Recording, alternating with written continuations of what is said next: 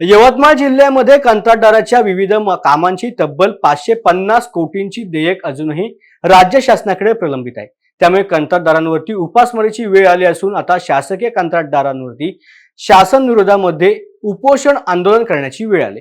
बिले न दिल्यामुळे कंत्राटदारांनी आमचं घर कसे चालवावे असा प्रश्न निर्माण केला असून यवतमाळ जिल्ह्यामधील कंत्राटदारांनी सार्वजनिक बांधकाम विभागाच्या प्रवेशद्वारासमोरच उपोषण सुरू केलंय। यवतमाळ अधीक्षक अभियंता कार्यालयाकडे जवळपास 550 कोटी रुपयाची देयके यवतमाळ जिल्ह्यातील कॉन्ट्रॅक्टदारांची रस्ते पूल 03, 04 या निधी अंतर्गत बाकी आहेत। त्यातील फक्त 138 कोटी रुपये महाराष्ट्र शासनाने यावेळेस आम्हाला दिले।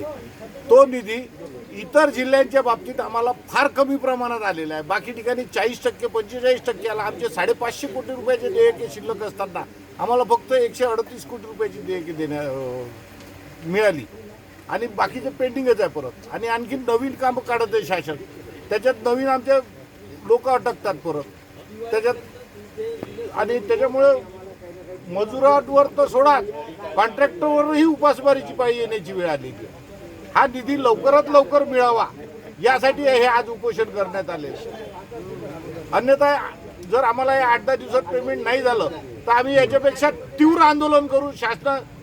सार्वजनिक बांधकाम विभागाचं गेट बंद करू, सर्व शासनाच्या साईडवर जनतेला माफी मागू।